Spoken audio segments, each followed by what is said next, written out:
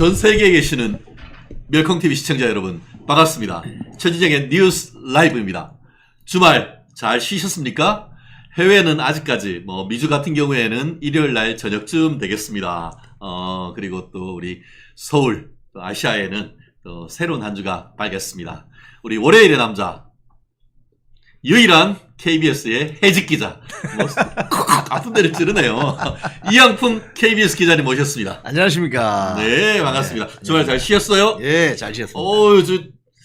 주말에 제 고향 대구까지 갔다 왔다고 하는데 또 주말 동안 무슨 일이 있었습니까? 아, 제가 주말에 그 박근혜 전 대통령 사저 앞에 가서 제가 라방을 하고 왔죠. 오호. 가짜 뉴스 가지고 지금 신앙님 김만배 구속이 됐는데 그 가짜 뉴스 가지고 한번 라방을 시원하게 좀 하고 왔습니다.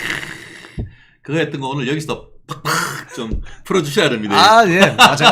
그날 갔더니 비가 살짝 와가지고요. 아하. 덥지가 않았어요. 오히려 좋았습니다. 야, 이게 운치 있었습니다. 촉촉한 비로 또 이영풍 이 장래 KBS 사장님 가는 길을 하늘에서도 축복해 주셨네. 아, 이거 또 붕붕 띄워주시네, 월요일부터. 아마 그 박근혜 전 대통령께서도 사전에 계시면서 또 이 기자님의 말씀을 또 귀 기울여 들었지 않을까 싶습니다. 자, 또 바로 또 우리 핵심으로 그냥 확 들어가야 되는 거 아닙니까? 바로 갑시다. 그렇죠. 네. 어제 오후, 야, 이게 빅 이벤트. 국민의힘 전당대회가 드디어 개막전을 올리고 뿌뿌 이제 국민의힘 전당대회 기관차가 어제 출발했습니다. 여의도 소통관에서 오후 1시부터 3시까지 첫 번째 오후 1시 나경원 의원, 또 2시 한동훈 전 비대위원장, 3시 원희룡 전 국토교통부 장관께서 1시간씩 풀로 꽉꽉 채워가지고 이 국민의힘의 미래를 위해서 한번 본인의 정견을 팍팍 해주셔야 되는데요. 야, 우리 월요일날 시작하자마자 또 빈센트님께서 당정은 하나 돼야 됩니다. 윤 정부의 성공을 바라시면서 우리 슈퍼챗 팍팍 쏘셨는데 제가 정말 월요일날 되면 슈퍼챗이 이게 때문에 우리가 진행이 안 될 정도로 이제 그렇습니다. 너무 감사하고요. 앞으로 제가 일일이 다 하나하나 소개시켜드리지 못하지만 저희가 방송 말미에는 우리 슈퍼챗 보내주시는 분들한테 팍팍 제가 말씀드리고 꼬리 있게 해주신다고 하면 더 큰 힘이 되겠습니다. 자, 어제 슈퍼데이 넘버 1부터 넘버 4까지 우리 윤상현 우리 의원님 같은 경우에도 본인의 정치적 고향 또 인천에서 또 그 출마 선언을 하셨는데 전체적인 어떤 흐름 어떻게 보셨습니까? 지금 이제 먼저 출사표를 던진 분은 윤상현 의원이고요. 그렇죠. 인천에서 어제 이제 3명이서 3명의 후보가 1시, 2시, 3시 이렇게 1시간씩 그렇죠. 국회 소통관에서 하면서 출사표를 던지면서 또 지지자들도 되게 와서 열렬하게 응원전도 펼쳤어요. 그래서 보니까 상당히 이런 것들이 전체적으로 좋은 겁니다. 한마디로 예. 컨벤션 효과가 있습니다. 네, 이렇게 당대표 정하는데 민주당처럼 저렇게 그냥 이재명 이렇게 하는 게 아니라 여러 명이 나와서 떠들어주면 당 분위기가 컨벤션 효과가 있기 때문에 국민들이 굉장히 관심을 가지게 되고 또 당원들도 내 소중한 한 표가 잘 행사돼야 되겠다. 이런 효과가 있기 때문에 상당히 고무적입니다. 이건. 네. 그렇습니다. 참고로 저희가 나경원, 원희룡, 한동훈 그리고 또 윤상현 우리 멸콩TV에 한 분씩 다 초대하는 프로젝트를 제가 한번 진행해 보겠습니다. 좋네요. 아주 좋네요. 그래요. 네. 일부에서 이미 그 나경원 그 후보님 모시는 데도 있는 것 같은데 제가 나경원 후보님은 밥 잘 사주시는 이쁜 누나십니다. 우리 원희룡 장관님은 또 개인적으로 참 좋아하는 형님이기도 한데 제가 다 최근에 다 이렇게 소통을 하고 있습니다. 저희 멸콩TV의 힘 지금 5만을 넘어 26만을 지금 팍팍 가는데 이번에 그 전당대회 과정에서 4분을 모두 모심으로써 저희가 그걸 기폭제로 해가지고 우리 멸콩TV 30만 명을 단숨에 탈환할 수 있는 그런 식의 어떤 힘을 모으고 또 그러기 위해서는 이렇게 원더우먼님이 또 계속 이어지고 꼬리를 이고 계시는데 이런 힘이 저희 이번 전당대회에서도 우리 멜콩TV 시청자 여러분들의 힘이 그대로 반영될 수 있도록 저희가 그리고 멜콩TV 시청자분들의 의견을 모아가지고 새로 모실 그런 후보님들에게 강요를 한다? 이건 아니고 여기에 계시는 우리 의견을 모아서 각각 전달해드리는 장으로 제가 꼭 만들어 오겠습니다. 괜찮지? 좋습니다. 오케이, 네. 좋습니다. 적극 추진해 주세요. 자, 한 사람씩 이제 또 분석을 한번 해보죠. 네. 1번 타자, 우리가 프로야구 시즌인데 1번 타자 우리 나경원 전 원내대표님 한번 어떻게 보셨습니까? 일단 오늘의 이 대담은 어제 그 출사표 그렇죠. 중심으로 좀 분석을 해드리겠습니다. 네네. 여기 이 방송을 보시는 분들이 뭐 한동훈을 지지하는 분도 있고 또 나경원을 지지하는 분도 있고 또 뭐 윤상현을 지지하는 분도 있고 또 원희룡을 지지하는 분도 계세요. 절대 비방하지 마시고 어제 그 출사표만 보고 우리가 오늘은 진지하게 한번 대화를 해봅시다. 자, 1번 나경원 후보 1시에 제일 먼저 그렇죠. 스타트를 끊었는데 저는 이 나경원 후보가 한 말 중에 이 정치는 말로 하는 허업이라고 고 김종필 총재가 말씀하셨는데 당정 동행 이 말이 저는 가슴이 제일 와닿았습니다. 네. 당정 동행. 이 동행이란 말은 같이 간다는 거잖아요. 그렇죠. 우리가 등산을 가보거나 어디 뭐 트레킹을 할 때 항상 가보면 체력이 좋으신 분은 빨리 갈 수도 있지만 그렇죠. 조금 컨디션이 안 좋은 분은 뒤에 처지게 돼 있거든요. 그런 분들은 어떻게 해야 되느냐? 손을 잡아줘야 됩니다. 손을 잡아줬을 때 당정 동행, 쉽게 이야기하면은 앞에 가거나 뒤에 가거나 같이 손을 잡고 같이 간다. 이런 차원에서 당정 동행이란 말이 상당히 가슴에 와닿았고 또 본인이 당에 입당한 지 한 20년 가까이 지금 그렇죠. 지났는데 20년 동안 이 당에 관련된 활동이나 경험을 많이 하신 분이기 때문에 당에 대한 애정이 느껴질 수 있었다. 여성 정치인으로서 그렇죠. 본인이 그런 이야기를 했지만 5선의 여성 정치인의 수도권에서 살아서 돌아왔다. 이야기는 그동안 상당히 좀 힘든 과정을 거치면서 당에 대한 어떤 헌신, 봉사, 그래서 당을 사랑하는 마음이 좀 있다. 이런 게 느껴지더라고요. 그래서 저는 어제 나경원 후보의 연설문 중에 그 단어는 참 잘 선택을 한 거다. 뭐 본인이 하신 것인지 아니면 또 참모들이 추천한 것인지 모르겠지만 당정 동행 이 점이 상당히 와닿았다. 이렇게 저는 그렇죠. 봐집니다. 실제 지금 제가 나경원 의원님 출마 선언문을 제가 보고 있는데요. 첫 번째 키워드가 지금 이 기자님 얘기하신 것처럼 사랑하는 국민의힘 당원 동지 여러분이라고 시작하셨고 본인의 정체성, 본인의 아이덴티티를 국민의힘의 영원한 당원 저 나경원 이렇게 표현을 했습니다. 한마디로 뿌리 깊은 나무는 어떻게 보면 바람에 아니 흔들린다 하듯이 보수의 뿌리를 깊이 내린 이 당원으로서 영원한 나의 그 어떻게 보면 국민의힘이 당원이라 이렇게 평가를 하셨고 말씀하신 것처럼 지금 절대 무기력해 하지 마십시오. 라고 하면서 보수의 가치는 단 한순간도 패배한 적이 없습니다. 라고 하면서 어떤 자신의 어떤 그런 그 의지를 밝히셨고 이어서 이승만 대통령이 국민의힘이었고 박정희 대통령도 국민의힘이다. 이렇게 얘기를 하시면서 우리 손으로 만들고 우리 힘으로 이끌어온 역사가 바로 국민의힘의 역사다. 이런 얘기를 하시면서 이 자유우파 이 대한민국을 끌어오고 발전시켜 왔다라는 그런 말씀을 해주셔서 저도 큰 어떤 그 도전을 받았다라는 그것을 말씀드리고 싶은데 짧게 제가 그 네 분의 원고의 분량을 제가 한번 확인해 봤습니다. 이게 나경원 후보가 2245자, 12장 반 정도가 됐고 원희룡 후보가 747자, 뭐 747 보잉 제트기인가요? 원고지 5장.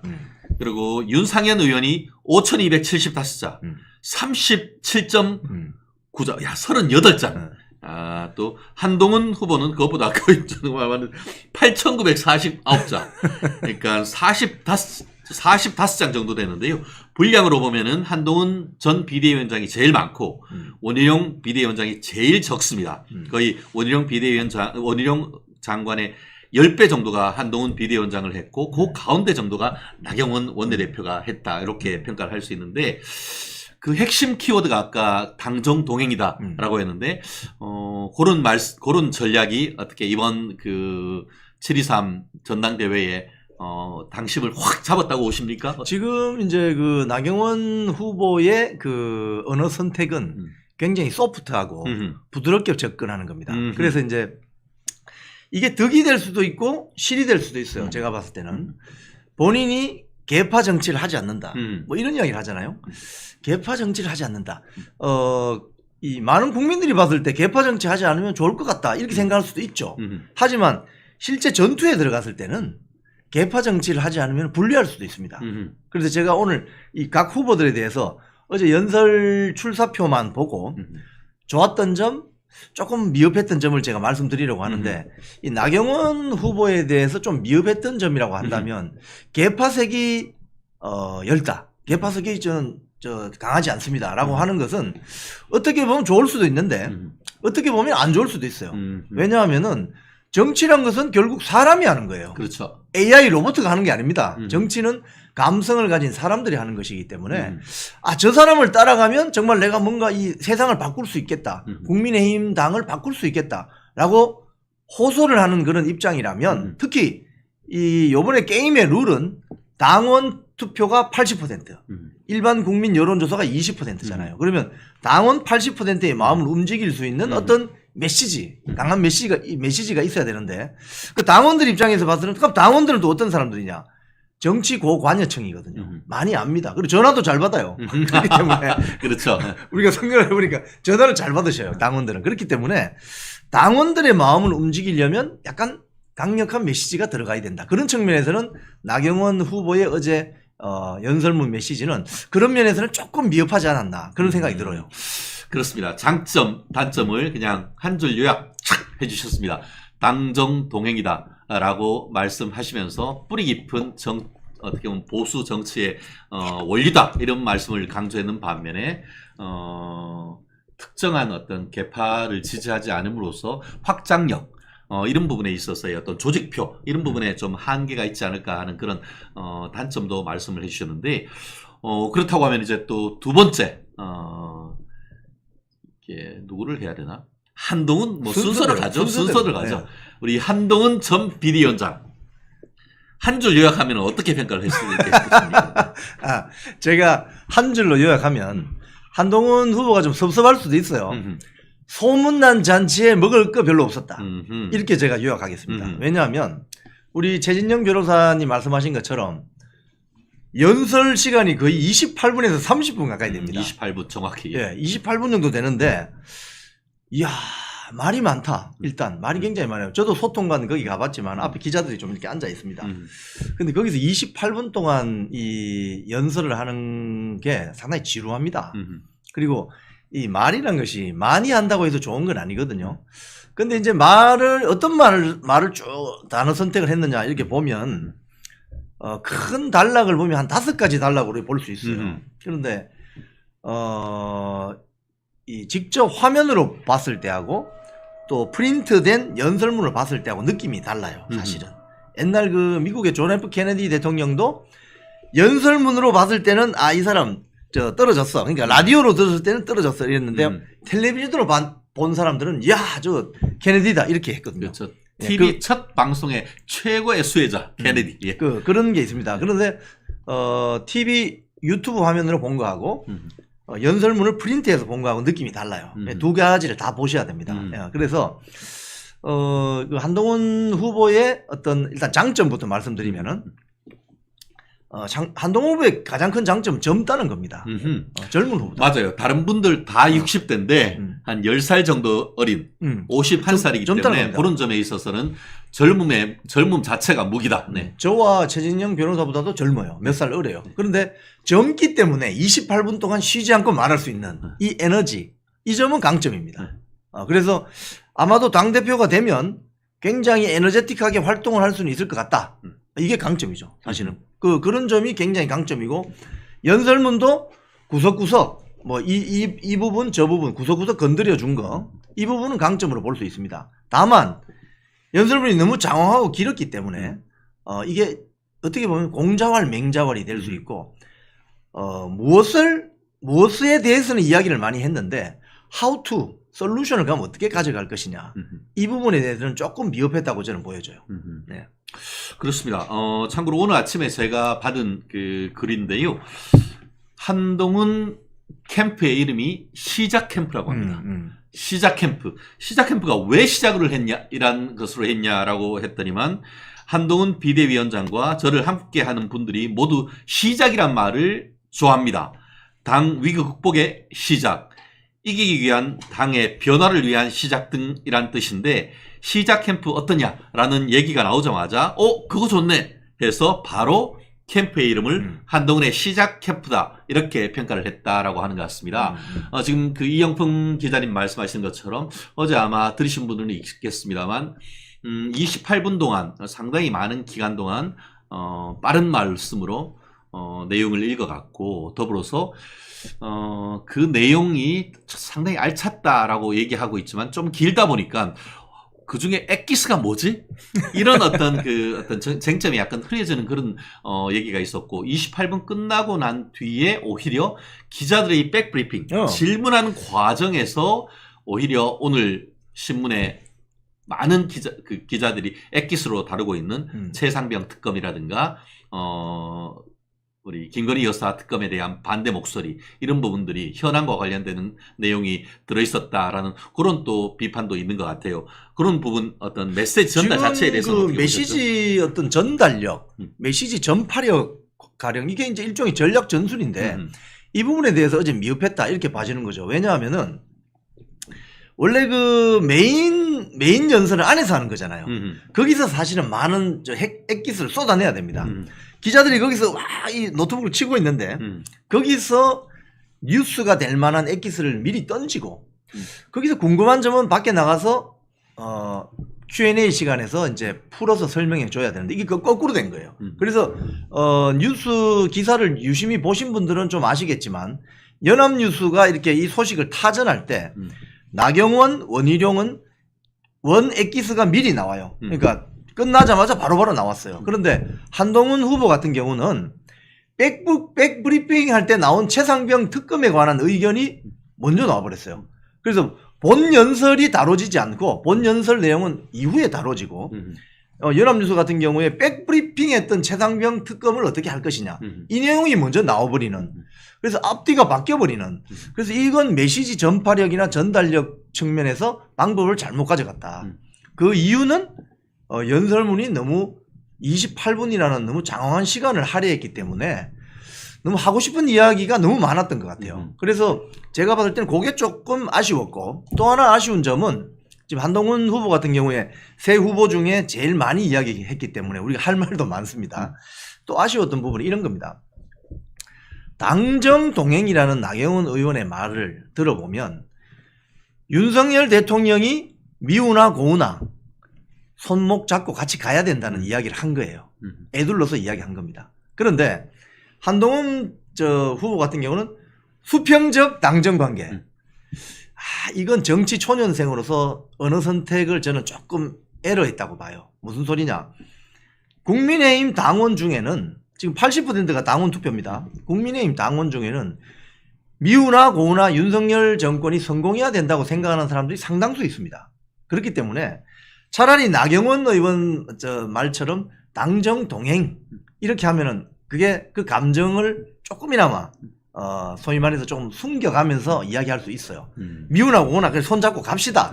윤석열 대통령님 미우나 고우나 자 손잡고 갑시다. 임기 3년 남았으니까 이 정권이 성공해야 정권 재창출을 할 수 있잖아요. 그 이야기도 본인이 하거든요. 나경원 의원이 말미에 당정 동행. 그런데 한동훈 후보 같은 경우 수평적 당정관계 이렇게 함으로써 똑같은 말이라도 다르고 다릅니다. 수평적 당정관계 이러면 대통령하고 당대표하고 같이 먹나? 이건 아니거든요. 물론 그렇기 때문에 이런 어휘 선택에 있어서 조금 아쉬웠고 이 연설문 안에 윤석열이라는 이 세 글자를 나경원 의원과 조금 이따 이야기할 원희룡 후보는 이야기를 했어요. 근데 한동훈 후보 같은 경우에 윤석열 대통령이라는 이 단어 선택이 한 번인가 밖에 없어요.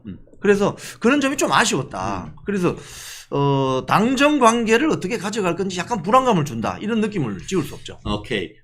이분과 관련해 가지고는 또 우리 조금 더 균형적인 어떤 시각. 특히 지금 우리 댓글에서 봤을 때는 한동훈 전 비대위원장님에 대한 어떤 지지를 하려고 왔는데 반환이냐 아니냐 뭐 이런 생각을 하고 계시는 분도 있는데 일단 그걸 넘어서 이번 국민의힘 전당대회는 흥행을 해야 되고 이거를 기점으로 해서 국민의힘의 지지율이 민주당의 지지율을 앞서갈 수 있는 그런 컨벤션 효과를 그렇죠. 확실히 누려야 됩니다. 그렇죠. 그렇기 위해서는 백가쟁명식 그 사이에서 어떤 국민들의 관심을 끌어낼 수 있는 이런 것들이 굉장히 중요하단 맞습니다. 말이에요. 맞습니다. 그렇기 때문에 지금 댓글에서도 보면은 한동훈 지지한다, 나경원 지지한다, 원희룡 지지한다. 아쉽게 윤상현 지지한다는 글 아직까지 못 빼서 이따 윤 의원님 말씀도 하겠습니다만 우리 한동훈 비대위원장님 말씀과 관련해서 제가 조금 새로운 시각, 그러니까 한동훈 그 후보의 생각이 흐름이 뭔가라는 것을 제가 조금 더 분석해드리고 싶은데 한동훈 비대위원장이 했던 것 중에 크게 봤을 때 세 가지가 아마 국민들의 관심을 끌 겁니다. 첫 번째, 최상병 특검. 이거 공수처 수사 결과 나오기 전에 대법원장이 추천하는 정말 독립적이고 중립적인 특검을 발의하겠다 하는 것, 그거 하나. 그리고 또 민주당에서 강하게 밀고 있는 김건희 여사 특검, 이거 명확하게 안 된다. 왜냐? 벌써 사실관계 다 밝혀졌고 법리적인 측면만 검토를 해서 기소 여부를 결정하면 된다. 그렇기 때문에 김건희 여사 특검, 그건 뭐 이론의 여지 없이 안 된다라고 밝혔습니다. 더불어서 좀 전에 이영풍 기자께서 얘기하시고 계시는 당정 간의 관계를 어떻게 해서 이끌어갈 것인가. 그것이 이제 수직적 관계이냐, 수평적 관계이냐, 어떤 말씀으로 할지는 기대를 했습니다만, 그것을 동행이다, 이렇게 표현하기보다는 어떻게 보면 수평적 관계로 해서 같이 나간다, 이런 쪽에 방점을 뒀다, 이런 거죠.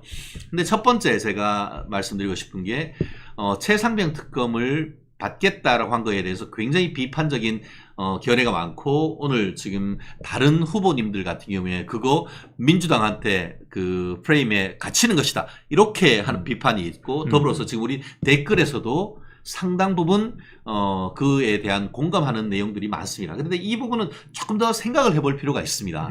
지금 한동훈 비대위원장은 전 비대위원장은 이 당대표 후보입니다. 오늘 바로 최상병 특검 발의하는 게 아니거든요. 7월 23일이면은 사실 7월 말이고 7월 말 지나서 당대표가 되고 나면 8월 달 되고 가서 해야 하는데, 제가 봤을 땐 그 사이에 공수처에서 수사 결과 나올 가능성이 큽니다.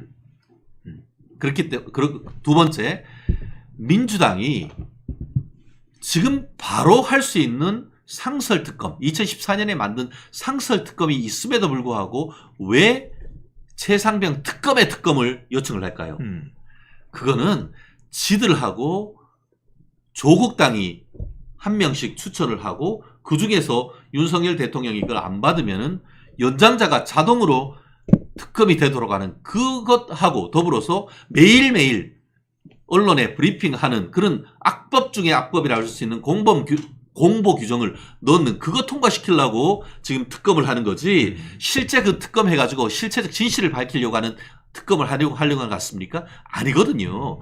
결국 한동훈 전 비대위원장의 이 최상병 특검 받겠다는 의도는 잘 생각해 보세요. 윤석열 대통령이 지난번에 대국민 2년 마치고 3년차 대국민 기자회견에서 뭐라고 했습니까? 이 부분 열심히 공수처 수사를 받는 걸 보겠다. 그러고 그때 부족하다고 하면 내가 나서가지고 최상병 특검하겠다고 얘기하겠다, 그렇게 했잖아요. 결국 제가 말씀드린 것처럼 한동훈 비대위원장은 굉장히 브라이트하고 똑똑한 사람, 스마트한 사람입니다. 외면적으로 보면은 마치 최상병 특검 다 받겠다라고 하는 것처럼 보이기 때문에 수도권 중도층에 있는 표심을 국민의힘으로 끌어오는, 견인하는 효과가 있습니다. 그렇지만 그 내용으로 봤을 때에 대법원장이 추천하는 특검, 민주당이 이거 받겠습니까?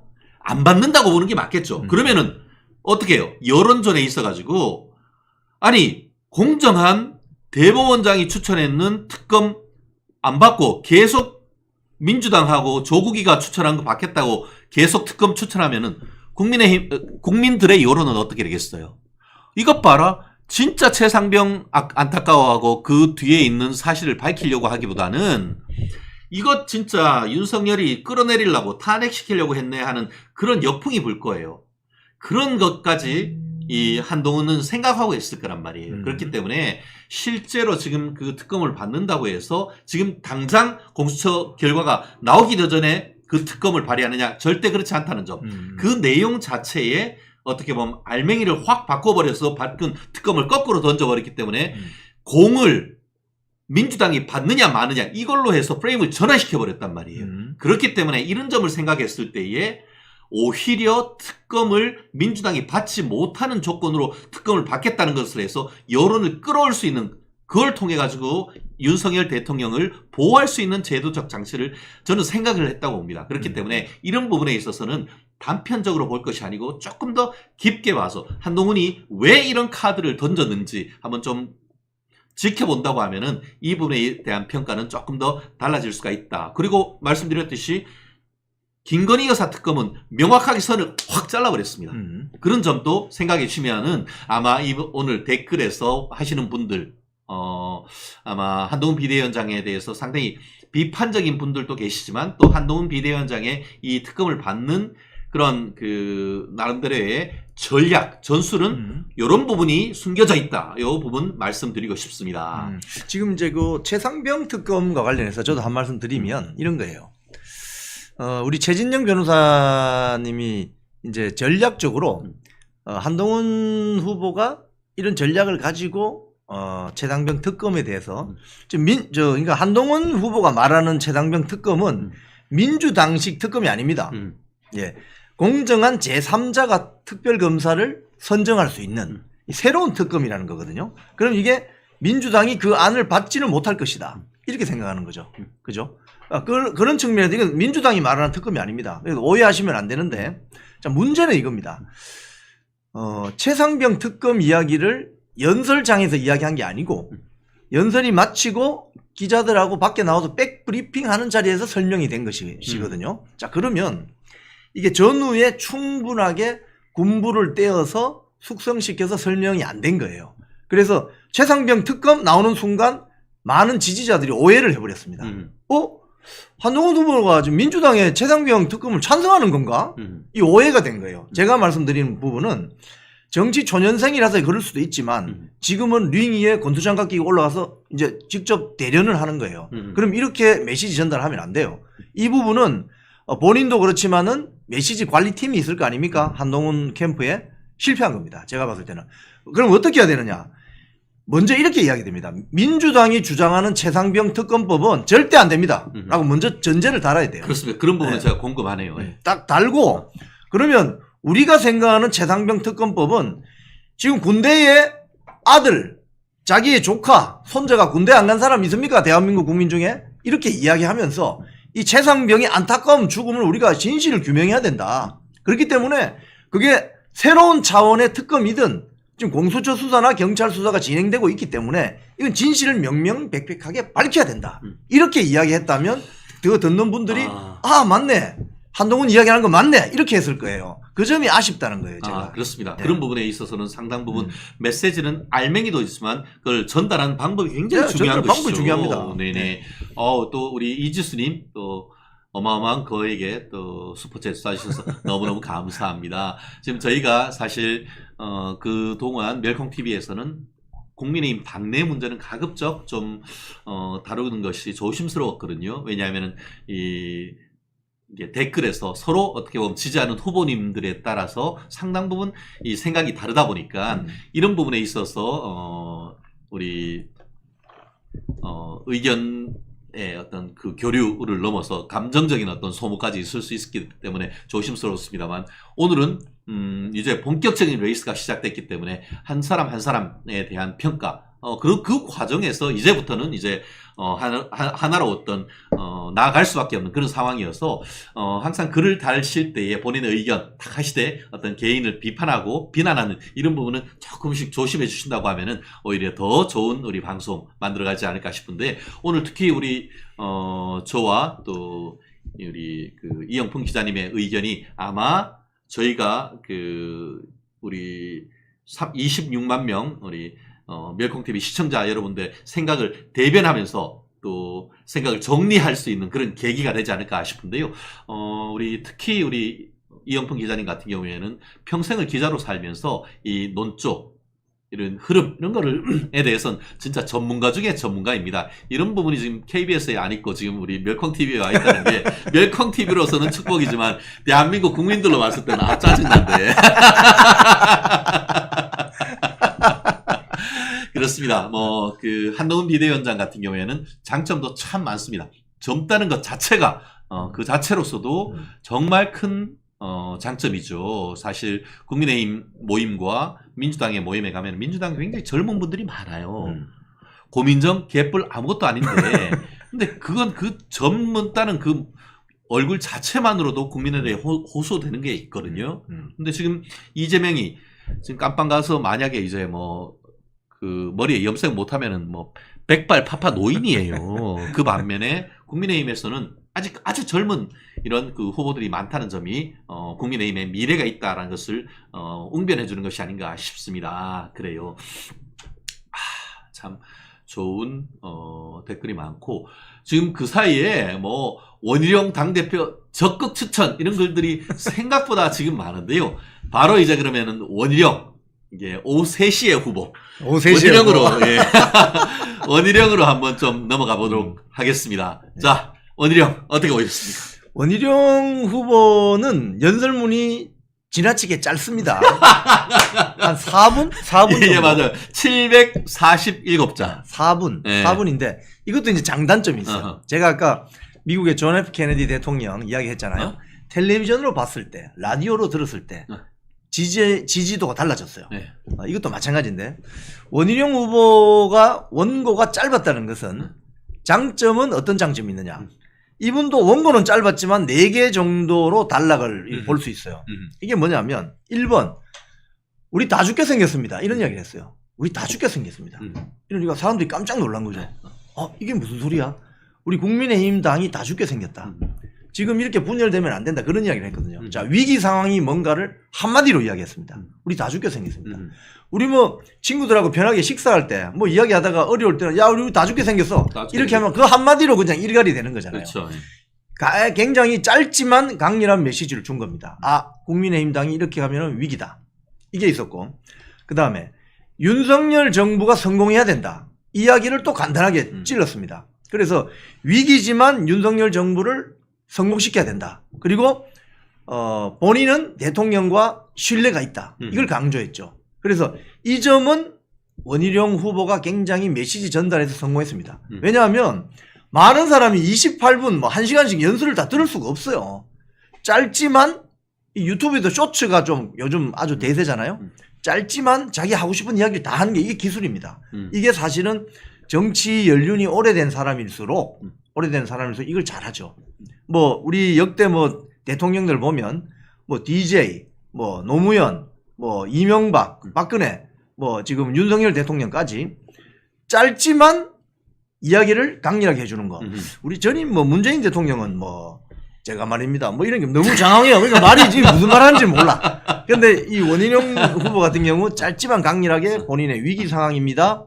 윤석열 정권을 성공시켜야 됩니다. 제가 신뢰가 있습니다. 그리고 구체적인 솔루션, 레드팀을 가동해서 소통을 강화하겠습니다. 이런 측면에서는 성공했다고 볼 수 있죠. 그런 메시지 전달 면에서는 아주 작전을 잘 짠 것 같아요.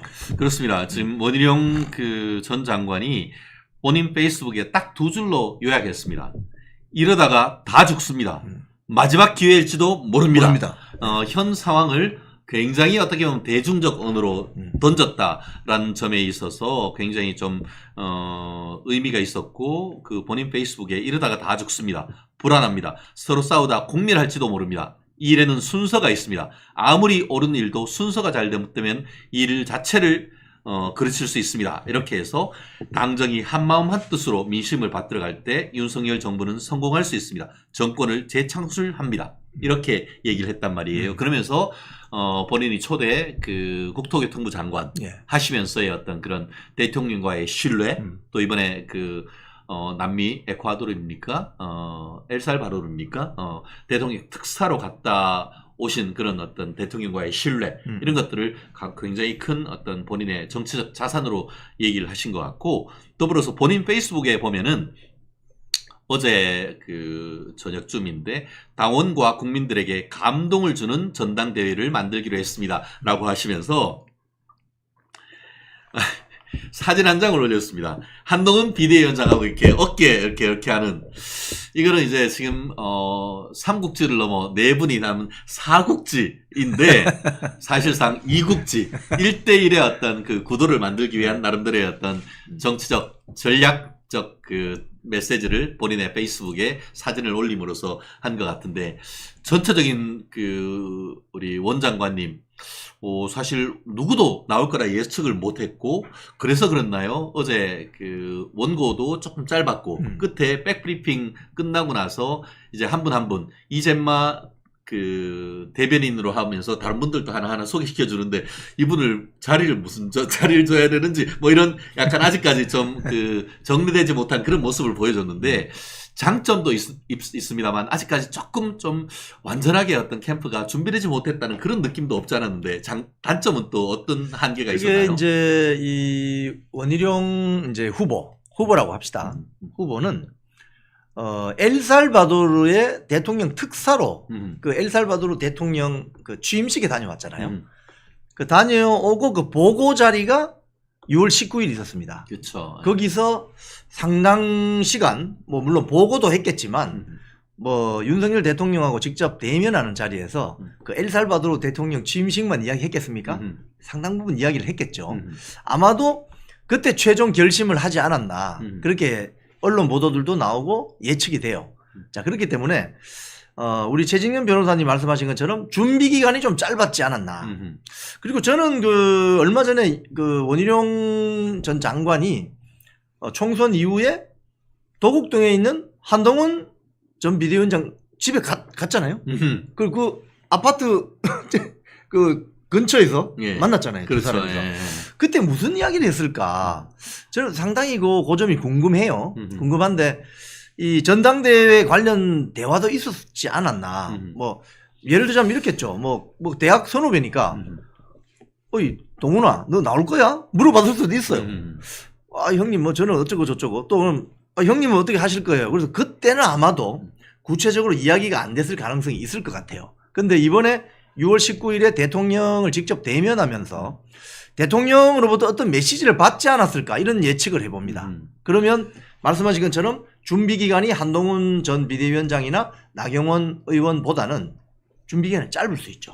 그렇기 때문에 주변의 참모들 인선이라든지 캠프 어떤 구성이 짧을 수 있기 때문에 멸콩 TV를 많이 시청하셔야 됩니다. 아, 그렇습니다. 사실 그 원희룡 비대위원장과 장관 같은 경우에는 선당 후사의 대명사 아닙니까? 그렇죠. 사실 본인이 좋은 자리를 찾아가서 배지를 달려고 하면은 충분히 달 수도 있었죠. 본인의 정치적 고향이라고 할 수 있는 목동 쪽에서 그렇죠. 내 거 내놔라고 자기 몫을 주장을 했다고 한다고 하면은 거기에서 이미 오늘내 배지 달았을 거예요. 구자룡 그렇죠. 후보 지역구죠. 그런데 그렇지 않고 본인은 이재명이하고 싸워서 이기겠다라고 하면서 어떻게 보면은 뭐 호남이나 다른 바 없다라고 평가되는 인천 계양에 갔어요.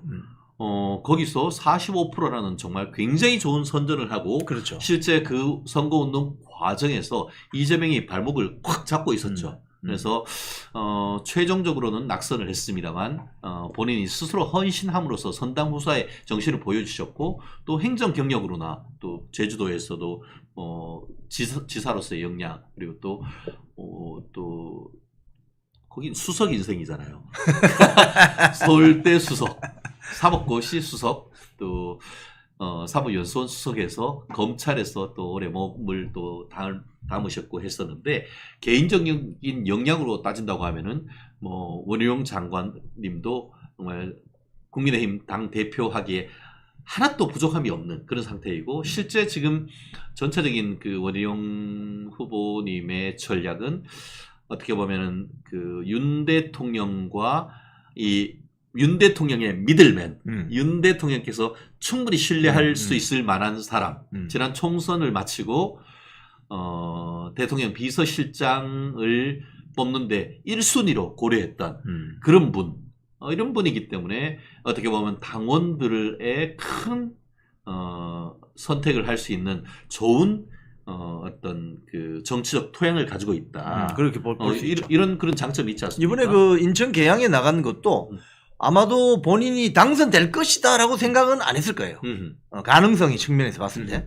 그렇기 때문에 자기가 낙선될 가능성이 큼에도 불구하고 한번 도전을 해본 것이고 그 과정을 거치면서 원희룡은 계산기 두드리는 정치인은 아니구나. 그렇죠. 예. 이런 어떤 메시지를 줄 수가 있고 또 이재명이라는 어떤 민주당 대표 하고 붙음으로써 자기의 정치적인 어떤 중량감도 높인 효과도 있습니다. 그렇기 때문에 이런 측면에서 보면 상당히 이 사람은 희생할 각오가 되어 있는 정치인이구나. 이런 메시지를 줄 수 있죠. 그렇죠. 네.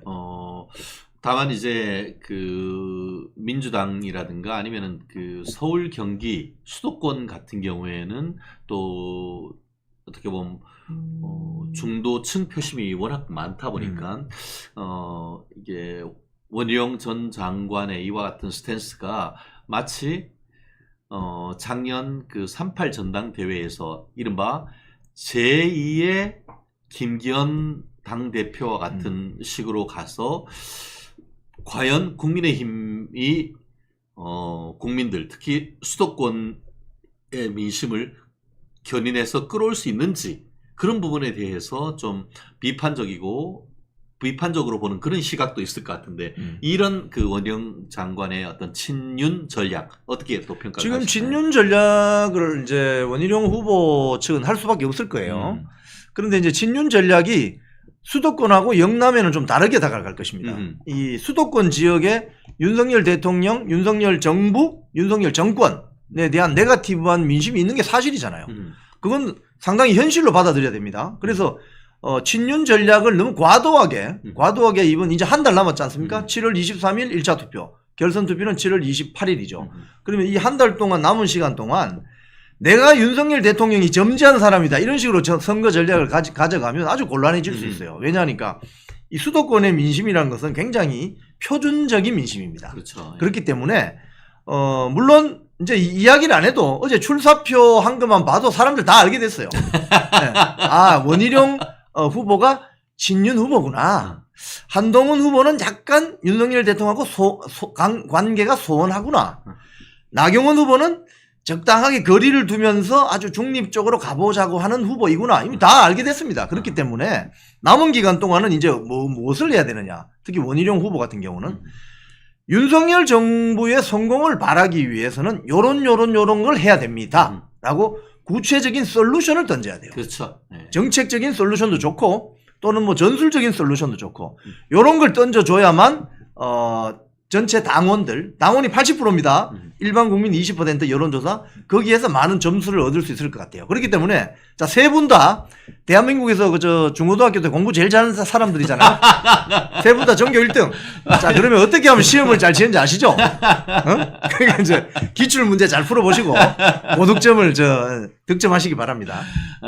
그렇습니다. 또 원희룡 그 전 장관님 사실 친윤 후보다라는 그런 어떤 딱지 이런 부분 낙인 이런 부분에 대한 것을 스스로 경계하는 모습도 많이 보여주셨어요. 저도 실황을 봤었는데 본인이 이제 엘살바도르 갔다 오셔가지고 이 대통령을 만날 때는 그 업무 자체에 대해서만 보고를 했고 이 본인이 이제 그 출마 선언과 관련해서도 대통령실과의 어떤 교류를 한 다음에 했다기보다는 본인 스스로의 어떤 그 지지 그룹들 사이에 내부적인 치열한 토론을 거쳐서 결심을 했고 그 결심을 대통령을 직접 만나 뵙고 한 그 다음 날 이제 같이 전화를 드렸다라고 했는데 사실 그때 그 단어를 할 때 무슨 단어를 썼냐 하면은 보고라는 단어를 쓰시더라고요. 대통령께 제가 출마하기로 보고를 했, 그 단어는 사실 조금, 보고란 말씀이, 뭐 아마 앞에 그 엘살바도르 그거 보고하다 보니까 그렇게, 단어를 쓰신가 아닌가 싶었는데, 어쨌든 본인으로서는, 대통령의 표심이 있다라는 그런 것과 조금 절연을 하려고 했는데, 국민들이 보시기에는, 원희룡 장관은 친윤 후보에 가깝구나 하는 그런 인상을 뭐 분명히 있었던 것은 사실인 것 같아요. 그죠. 이제 그게 이제 본인의 이번 당대표 선거 전략인데, 이제 제가 말씀드리는 것은 나경원, 한동훈, 원희룡 이 세 분이 이제 전략은 대충 다 이제 어제 출사표가 그래서 중요합니다. 아, 저분이 선거에 나오는데 어떤 전략을 가지고 있구나. 이게 이제 중요한데, 어제 우리 많은 이 정치 고관여층 당원들이나 일반 국민들도 그 출사표 관련 기사를 보면서 대충 이분들이 어떤 전략을 가지고 있구나. 다 났어요. 이제 알게 됐어요. 이제 지금부터 중요한 것은 한 달 동안 설득하는 절차가 중요하잖아요. 설득하는 그렇죠. 절차. 제가 그래서 당대표가 되어야 됩니다. 설득하는 절차는 솔루션입니다. 제가 당대표가 되면 이걸 할 수 있습니다. 도와주십시오. 라는 솔루션을 누가 잘하나 여기에 달려 있는 거죠. 그렇습니다. 저희 우리 주요 채팅창 전체 댓글을 봐도 윤석열 대통령의 성공을 위해서 가장 그 손발을 맞출 수 있는 후보가 누구이냐 이런 쪽에 그 포커스가 많이 들어있는 것 같고, 그렇죠. 그러다 네. 보니까 원희룡 그 전 장관에 대한 지지 댓글이 생각보다 훨씬 많은 그런 그런가요? 느낌을 지금 네. 볼 수가 있거든요. 물론 지금 같은 경우에 원희룡 그 장관에 대해서 지금 얘기를 하다 보니까 그런데 전체적으로 윤석열 대통령에 대한 지지, 윤 대통령이 성공을 해야 당이 있을 수 있다라는 그런 느낌이 굉장히 강합니다. 그 반면에 또 뭐 한동훈 비대위원장 같은 경우에도 당대표 적극적으로 지지한다. 이런 부분 또 계속 있고, 이제 지금은 이제 한동훈, 지금 원희룡 이런 두 분을 하다 보니까 나경원 후보에 대한 글은 또 앞에서 있다 보니까 그런지 나경원 의원에 대한 뭐 댓글 같은 경우에는 그렇게 많지는 않은 것 같은데,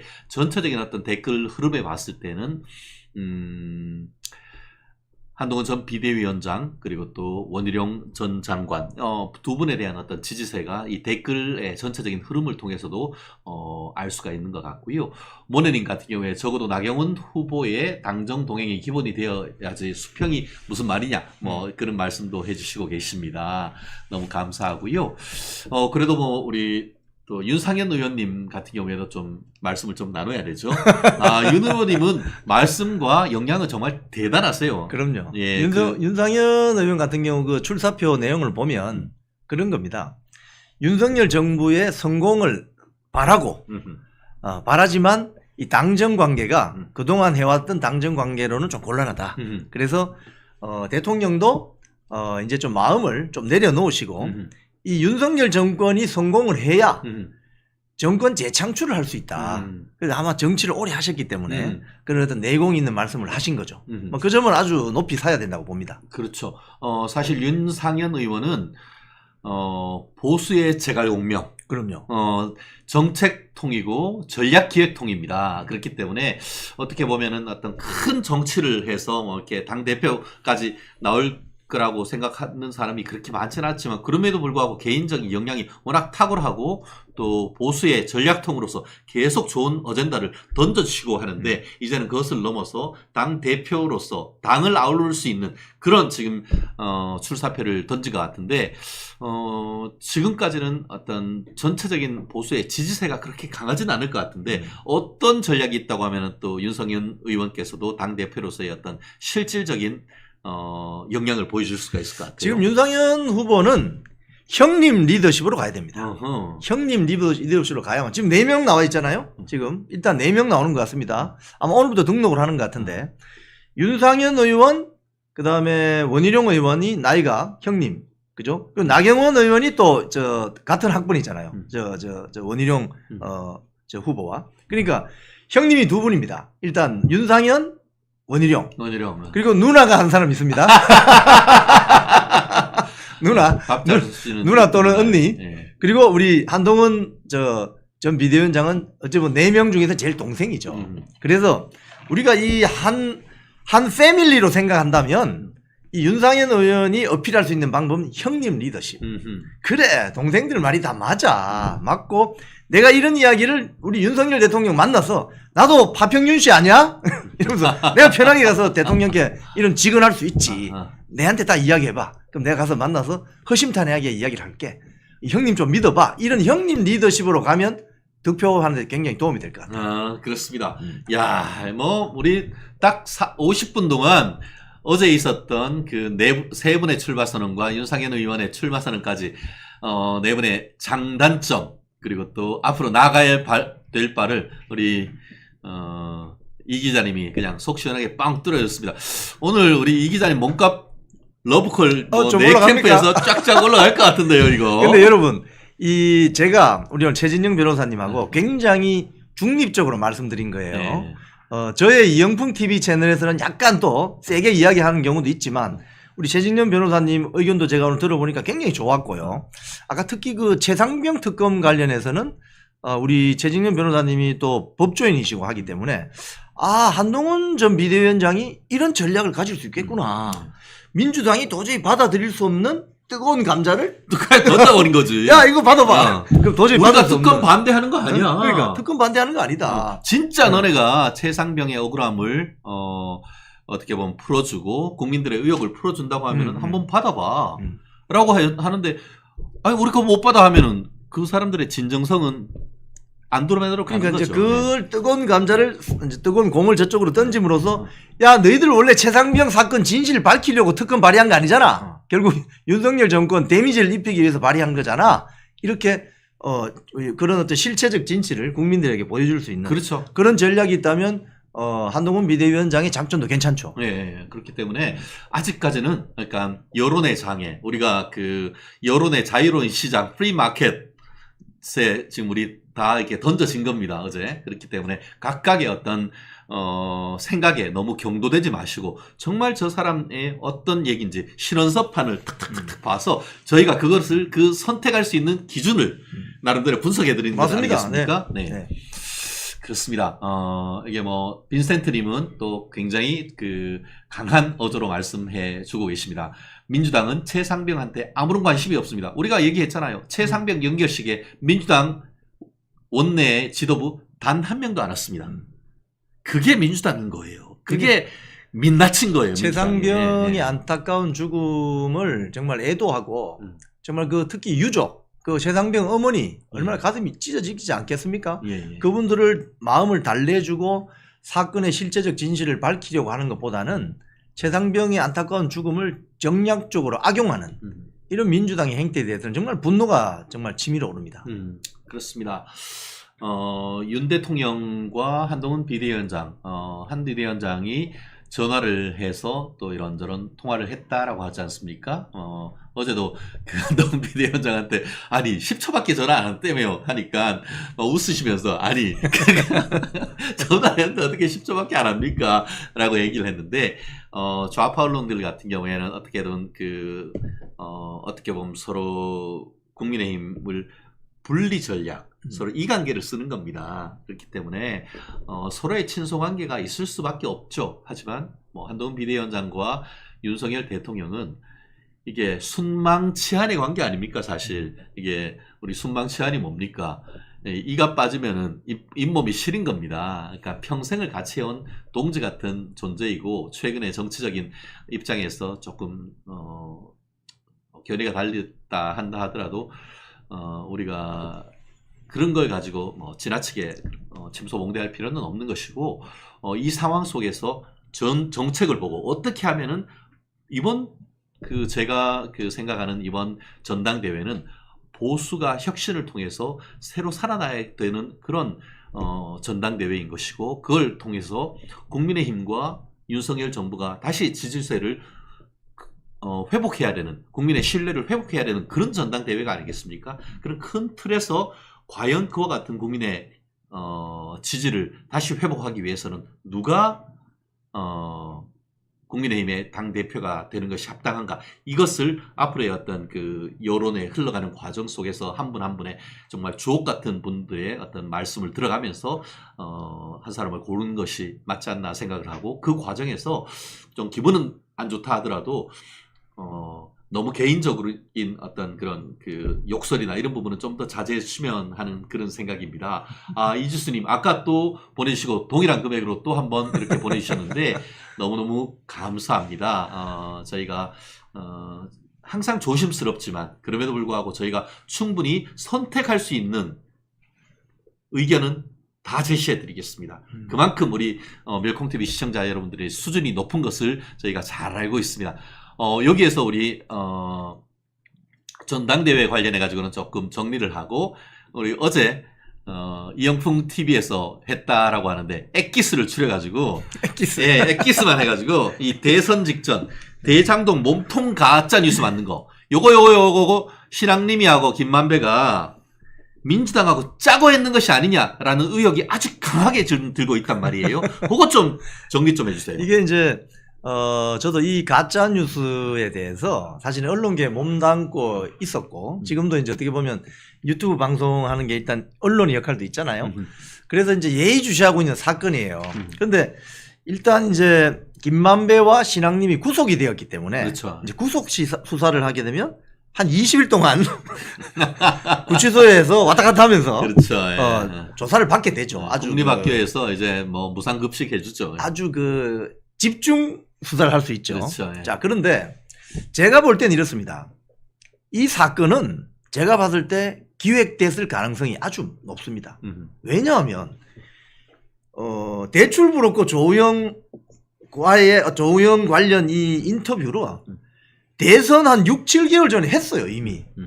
했고, 그걸 제가 이제 제작 프로세스를 말씀드리면, 이 다큐멘터리를 만들든지 뉴스를 만들 때에는 가서 녹취를 따든지 몰카를 하든지 그렇지. 인터뷰를 하든지 따면 가져와서 그걸 다 풀게 됩니다. 맞아요. 예. 그 풀 녹취록을 만들게 돼요. 그러면 문자화된 풀 녹취록이 제작자의 손에 딱 들어오게 됩니다. 자, 그러면 그걸 1시간 인터뷰했으면 쭉 1시간 과정에 전 이야기하는 걸 다 들어오죠.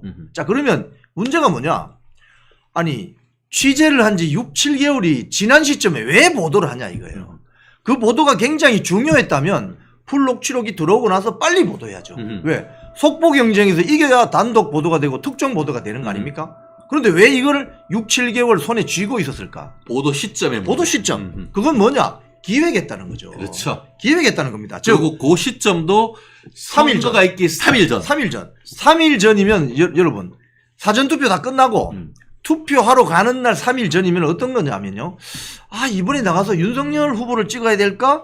이재명 후보를 찍어야 될까? 고민하는 분들이 있단 말이죠. 그걸 이제 스윙 보터라고 합니다. 뭐 중도층. 좀 나쁘게 말하면 어떻게 기회를 한번 볼까? 간 보는 사람들이 있단 말입니다. 분명히. 그러면 그 사람들에게 이 부산저축은행 대출 사건 때 이거 대출 브로커 조모 씨를 좀 형편을 봐주고 좀 유리하게 해준 게 그 커피 타준 게 윤석열 검사야. 이걸 뉘앙스를 준 거란 말이에요. 그러면 마지막까지 고민했던 사람들이 입장에서는 보니까 좀 공정하지 못하네. 윤석열 검사 출신 후보가 상당히 공정하고 정의로운 검사로 내가 알았는데 사람에게 충성하지 않는다라는 그런 이미지를 준 사람인데 뉴스타파 보도를 보니 공정하지 않네. 그렇죠. 그러면 이재명 찍어야 되겠다. 이렇게 됐을 가능성이 높단 말이에요. 근데 뉴스타파에 보도했지만 실제 뉴스타파가 뭔지도 개뿔 나도 몰라. 자, 그런데 그러니까, 그거를 자, 어디서 받았었냐? 그렇지. 네. 자, 1번. 뉴스타파가 먼저 터뜨립니다. 3일 전에 터뜨립니다. 1시간 좀 지나서 이재명 당시 민주당 대선 후보 캠프 페북에 뜹니다. 그게. 그렇죠. 뜨고 그게 뜨자마자 기다렸다는 듯이 각종 진보 좌파 매체에서 퍼나르기 시작합니다. 그리고 그 다음날 아침 KBS, MBC가 그날 저녁 메인 종합뉴스 아이템으로 발제를 했겠죠. 그렇죠. 네. 그러니까 그날 저녁 뉴스가 나오는 거지. 그렇죠. 이 제작 프로세스를 알게 되면 이게 상당히 기획이 되었고 3일 전에 뉴스타파가 먼저 터뜨리면 제가 뉴스타파가 이 가짜 뉴스로만 봤을 때 윤석열 당시 국민의힘 대선 후보를 떨어뜨리기 위해서 돌격대 역할을 했구나 이런 생각을 해요. 저는 돌격대 역할을 했구나. 그래서 팽팽한 긴장 관계에 있는 그 어떤 장막을 뚫었구나. 뉴스타파가 돌격대 역할을 했구나. 뚫리니까 그 다음에 좌파 매체들이 전부 너도 나도 가서 퍼나르기 시작합니다. 그래서 제일 우리나라에서 영향력이 큰 KBS, MBC 대형 스피커로 넘어가게 되는 그 과정이 이루어진 거죠. 그렇기 때문에 이거는 무조건 기획이 되었다고라고 볼 수밖에 없고 그 과정에 제가 쭉 흐름을 보면 친민노총 세력이 움직였다. 이거는.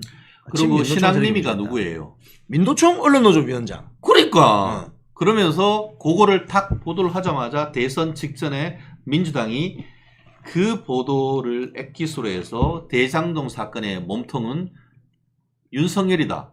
그 전까지만 해도 이재명이가 뭐라 했어요. 대장동은 당군 일의 최대 공익 환수 사업이다. 이렇게 했었지 않습니까? 그랬다가 갑자기 윤석열 후보가 몸통이다 라고 했는 거를 전 국민들 450만 명이 다 되는 사람들한테 문자 메시지로 돌린 것이 바로 돌리죠. 민주당 아니었습니까? 맞습니다. 그러니까 뭔가 냄새가 나는 거 아닙니까? 가짜 뉴스의 기획, 예. 그리고 생산, 유통, 확산, 그리고 이거 한 바퀴 더 돌리는 게 뭐냐면 정치권이 받아서 이야기를 하죠. 이거 보세요. 이거 대장동 비리의 몸통이 윤석열 아니에요. 이런 식으로 받아 쓰는 거죠. 그러면 이게 한 바퀴 더 돌고 3바퀴, 10바퀴 돌게 되면 어떻게 되느냐? 가짜 뉴스가 실체적 진실이 돼버립니다. 우리나라 가짜 뉴스의 기획, 생산, 유통, 확산, 정치권으로 확산까지 보여준 게 바로 이 뉴스거든요. 그래서 이 뉴스는 필연적으로 그 배후에 친민노총 세력이 기획, 생산, 유통에 가담했다고 밖에 볼 수 없는 거죠. 사후적으로 이게 보면. 그렇죠. 지금 임수빈님, 김만배가 저수지물 군데군데 풀었겠죠? 물 마신 것들 죄다 찾아내라. 그 물 마신 게 신앙님이 아닙니까? 그렇죠. 신앙님이 쓴 책이 뭐라고? 그 개뿔 몇 채 권 되지도 않는 세 권을 한 권당 5천만 원. 거기에 부가세 별도로 해서 1억 5천만 원에 부가세 1,500만 원에서 참네. 그 책이 1,500만 대한민국 혼맥 지도라는 책인데 네. 대한민국이 정계 경제계가 어떻게 혼맥으로 연결되어 있나 그 책인데 아니 그렇게 좋은 책이면 무상기부해야지. 도서관에도 많이 좀 보내고. 제가 기억하기에 그 매일경제에서 혼맥 지도라는 책이 나와요. 매일경제가 그런 책 많이 만들죠. 네, 맞아요. 자, 네. 그렇기 때문에 이 책이 또 요번에 그 신앙님 민노총 언론노조 전 위원장 같은 경우는요. 네. 공갈 혐의까지 있습니다. 네. 국립중앙원장 의료원장한테 이 책을 선물을 했는데 맞아요. 그 사람이 한 수백만 원을 후원한다고 하면서 줬어요. 그런데 이 책이 그 국립중앙의료원장은 의료원장이.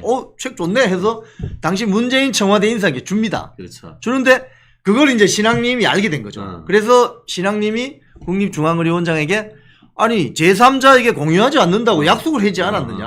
약속 이 계약 파기다 이러면서 내가 문재인 대통령한테 알리겠다고 겁박을 하죠. 그래서 얼마나 그러니까 받았다? 놀라가지고 5천만 원. 5천만 원.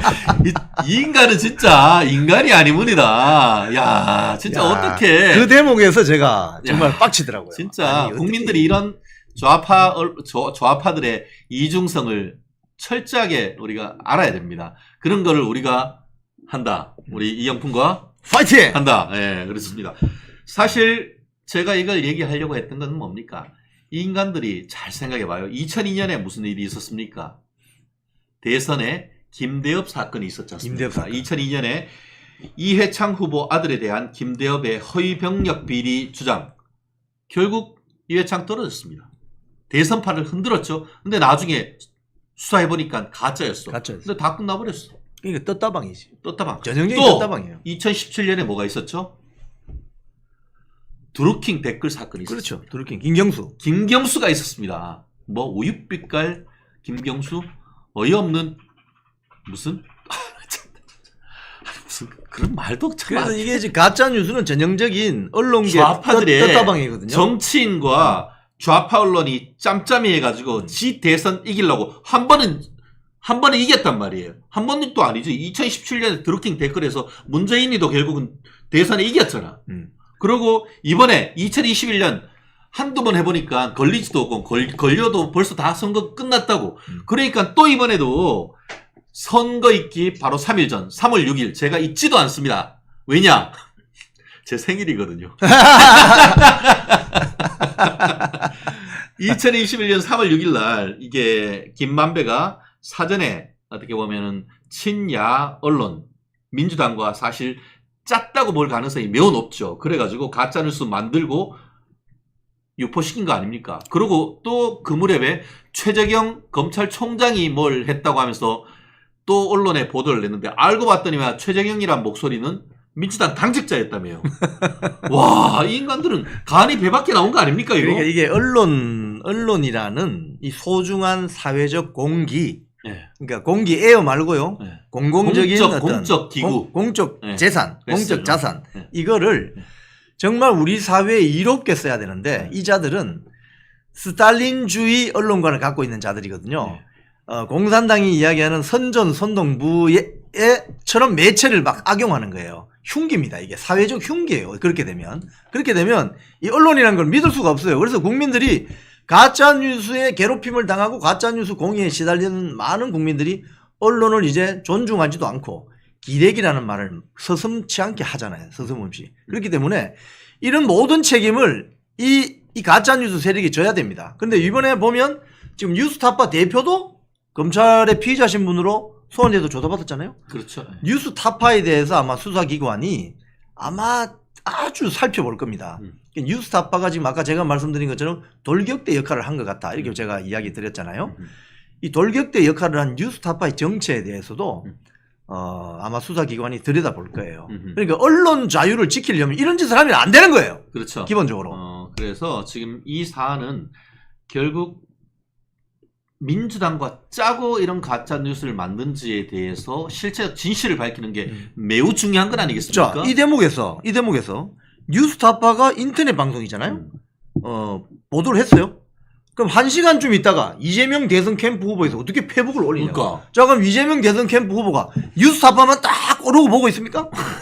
아니잖아요. 여러 가지 뭐 언론 매체를 볼 텐데 어떻게 1시간 만에 그걸 알아. 그 말은 알려줬을 가능성이 크다는 거죠. 그렇죠. 미리 짜고 했을 가능성이 상당히 큰 거죠. 실제로 그 이번 사건 같은 경우에는 2021년 3월 6일 날 보도를 했지만 그 한 6, 7개월 전에 했고 그런 인터뷰를 했고 그 무렵부터 그런 인터뷰를 했는 무렵부터 이재명이가 그 전까지만 해도 대장동은 자기의 치적이고 당군의 최대 이익 환수 사업이라고 했다가 갑자기 그 무렵 전후로 해가지고 이재명이가 윤석열이가 그때 부산저축은행 관련해가지고 대출 브로커 조우영이 만나가지고 커피 한 잔 사주고 무마했다. 이런 식의 얘기를 하면서 몸통이 윤석열이라는 그런 프레임을 만들어냈단 말이에요. 그렇기 때문에 처음부터 이게 기획된 것이 아닌가 이런 의혹이 있는 건 아니겠습니까? 기획된 거라고 볼 수밖에 없죠. 우리가 어떤 사건이 벌어졌을 때 사후적으로 어떻게 진행됐느냐는 흐름을 보면 알 수 있습니다. 이 떴다방의 이 실체를 알려면 사후적으로 어떻게 얘들이 움직였냐를 보면 아직 떴다방이었네. 근데 선거 같은 경우는 한번 당선자가 정해지고 나면 이건 쉽게 하면 돌릴 수가 없습니다. 이게 선거의 자유민주주의 체제의 선거의 맹점이기도 해요. 그렇기 때문에 이 떴다방들이 이런 식으로 장난을 치는 거죠. 딱 기획했다가 특정 시점별로 이렇게 공격을 하고 저기를 타격하고 이런 식으로 작업을 한단 말이죠. 여기에 유권자들이 훅 하고 넘어갈 수가 있어요. 그렇기 때문에 유권자들께서는 대선 직전, 총선 직전, 지방선거 직전에 떴다방식으로 이렇게 충격적인 뉴스가 나오는 데 대해서 상당히 의심해 볼 필요가 있습니다.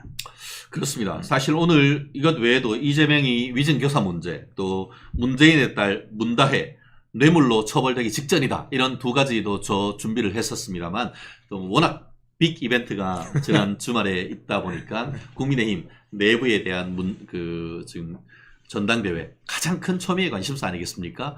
여러분들이 누구를 지지를 할지 선입견을 가지지 않고 객관적으로 우리가 이분들의 말씀과 장점, 단점을 다시 한번 쭉 리뷰할 수 있는 기회를 한번 드린 것 같은데 댓글에 보면은 또 마음에 들지 않는 그런 말씀도 있고 또 오히려 또 지지해 주시는 말씀도 있는데 이런 식의 어떤 얘기가 있음으로써 국민의힘의 전당대회의 컨벤션 효과가 저는 높아질 거로 확실합니다. 민주당하고 너무 대비되지 않아요? 민주당은 지금 사실상 이재명 사당, 이재명 전체주의 정당으로 갔잖아요.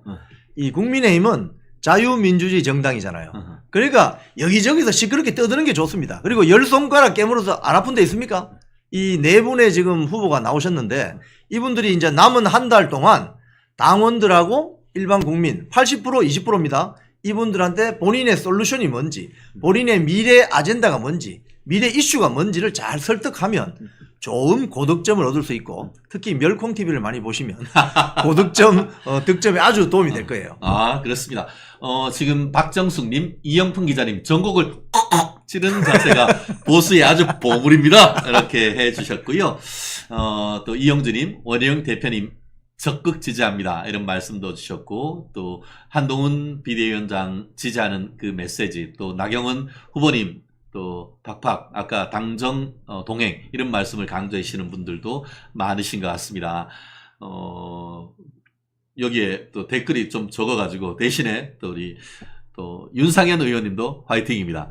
우리 모네님 두 분의 건강한 원평 응원합니다. 이런 말씀해 주셨고요. 서로 생각은 다르지만 그렇다고 해서 완전히 비판하고 또 비판하는 이런 부분은 좀 조심해 주시고, 말씀드린 것처럼 이분들 중에 누군가는 우리 국민의힘 대선 대표가 되고, 나아가 2년 뒤에는 정말 우리 그 지방선거에 후보로 나오실 수도 있고, 더불어서 3년 뒤에 대권 후보도 나올 수 있는 분입니다. 그렇기 때문에 열심히 어떻게 보면은 지원하고 그 중에서 내 마음이 더 가는 분을 선택해주는 그런 어떤 긍정적인 마인드, 포지티브 전략으로 나가는 우리 국민의힘이 되는 것이지, 마치 옛날에 박근혜 전 대통령과 그 이명박 전 대통령의 어떤 캠프에서의 어떤 반목으로 오히려 보수가 완전히 무너지는 이런 것이 되어서는 절대 안 된다는 말씀, 아마 저뿐만 아니고 지금 우리 멜콩TV 시청자 여러분들은 너무나 잘 아실 겁니다. 그런 부분 뭐 다 잘 아시겠습니다만 한 번만 제가 점검해드리고, 월요일 정말 아침에 저희 방송 어떻게 좀 시원한 멸치 국물에 이 콩나물국 한 그릇 하셨습니까? 그렇습니다. 오늘 못다한 얘기는 내일 하고, 또 수요일 같은 경우에는 뭐 지난주에 말씀드린 것처럼 우리 이영풍 기자님께서 수요일 아침은 또 진행을 시작해 주실 겁니다. 우리 멸콩TV 또 자유보수 우파의 넘버원 유튜브 채널이 되도록 많은 시청 부탁드리겠습니다. 지금까지 최진영과 이영풍의 뉴스 라이브였습니다. 즐겁고 행복한 월요일 되십시오. 고맙습니다. 감사합니다.